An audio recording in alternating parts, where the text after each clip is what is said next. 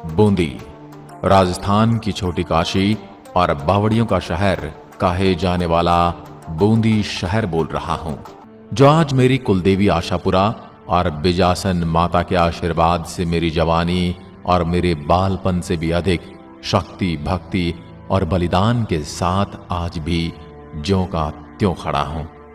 मैं मेरे बूंदी शहर की पूरी आत्मकथा के साथ आपके सामने विद्यमान हूं। मेरे इतिहास के बारे में जानने आए दर्शकों, मैं आपको बता दूं कि मैं राजस्थान की हाड़ौती क्षेत्र से आता हूं। मेरे यहाँ की चित्रशैलियां, खंभों की छतरियां, बावड़ियां और किलों से सुसज्जित मेरे हरे भरे जंगल से आपको मोहित कर दूंगा। मैं आपको अपने इतिहास और ऐतिहासिक घटनाओं से भी अवगत कराऊंगा। श्रापित किले की कहानी भी बताऊंगा, जिसमें एक राजा की भूल के कारण फांसी का आदेश सुना दिया गया था।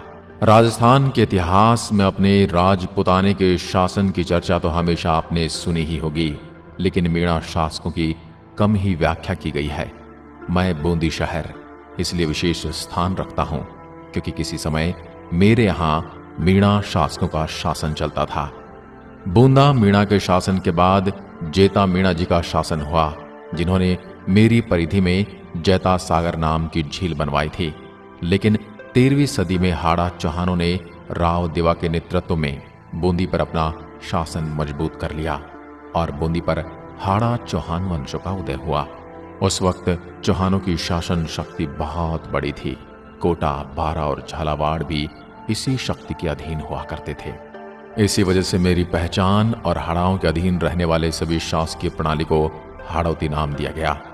15वीं सदी आते आते मेरा शासन चित्तौड़ के महाराणाओं के अधीन आ गया, लेकिन 16वीं सदी आते आते अकबर और मेरे शासकों के मध्य संधि हुई और उसके बाद मेरा ये प्रकृति की गोद में फलता फूलता शासन भी अकबर के साथ मुगलों के अधीन हो गया। मेरे ऊपर अकबर और इस्लामिक आक्रमण तो ना के बराबर ही हुए, लेकिन देश की अस्मिता को गिरवी रखने के कारण मैं उस समय और आज भी थोड़ी शर्म के मारे सर झुका देता हूं। बूंदी के राव का राज्य तो बूंदी तक ही सीमित था और यही शासन करते थे, लेकिन जरूरत पड़ने पर युद्ध में अकबर की सेनाओं के साथ मिलकर युद्ध भी किया करते थे। ये बताते हुए मुझे कष्ट होता है कि मेरे शासकों ने अकबर का साथ दिया। अकबर के बाद जब जहांगीर का शासन आया तो मेरी परिधि को चीर कर 2 फाड़ कर दिया गया और 2 हाड़ा भाइयों में बांट दिया गया। एक भाई को कोटा रियासत मिली और दूसरे भाई को बूंदी रियासत का कार्यभार मिला, जिनका नाम था राव राजा अनिरुद्ध सिंह। उनके शासन में मैं फलने फूलने लगा। मित्रों, मेरी परिधि के अंदर मौजूद 84 खंभों की छतरी राजा अनिरुद्ध सिंह के द्वारा ही अपनी दाई मां की याद में बनाई गई और उनकी विधवा पत्नी ने विश्वविख्यात बावड़ी का निर्माण करवाया।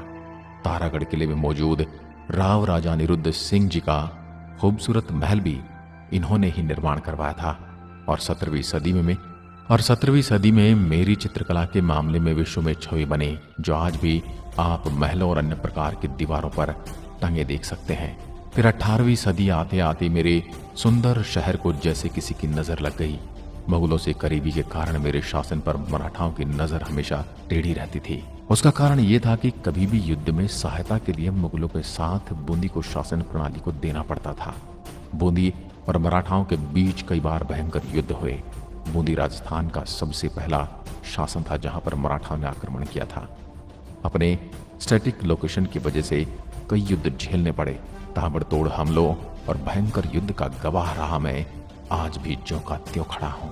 फिर समय गुजरते देर न लगी। जनता के भारी दबाव और नाराजगी के बावजूद मेरे शासकों ने अंग्रेजों से संधि कर ली और मेरे शासकों ने एक बार फिर फिरंगियों की गुलामी स्वीकार कर ली।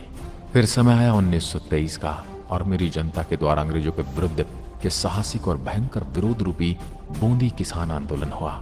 जिस आंदोलन के दौरान 2 अप्रैल 1923 को हुए हाबी कांड ने पूरे देश में हो रहे अंग्रेजों के विरोध आंदोलन में आग में घी जैसा काम किया। मैं उस दिन खून के आंसू रोने लगा, क्योंकि आंदोलन में झंडा गीत गा रहे क्रांतिकारियों और आंदोलनकारियों पर गोलियां चलाई गई, जिसमें नानक भील शहीद हुए। फिर आया सन 1947। भारत स्वतंत्र हुआ। राज्यों और शासनों को भारत में शामिल किया जाने लगा। कई रियासतों में बसे इस राज्य को राजस्थान राज्य बनाया गया और तारीख आई 24 मार्च 1948। उस दिन मुझे और मेरे पूरे शासन को राजस्थान में शामिल कर लिया गया और खूबसूरत नक्काशी से बनी बावड़ियों का यह शहर बन गया राजस्थान का बूंदी जिला।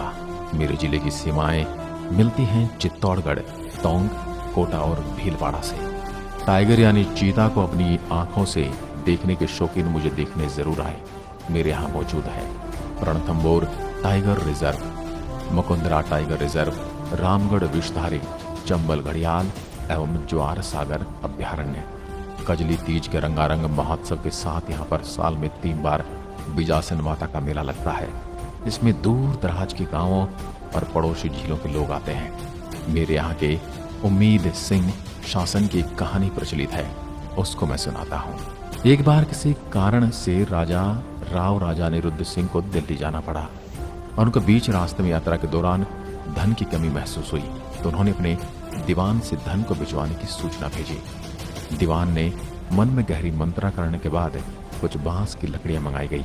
उसके बाद उनको खोखला किया गया और फिर उन बांस की लकड़ियों में सोने के सिक्के डलवा दिए और ये बात गुप्त रखी ताकि धन को ले जाते समय चोरी ना हो जाए।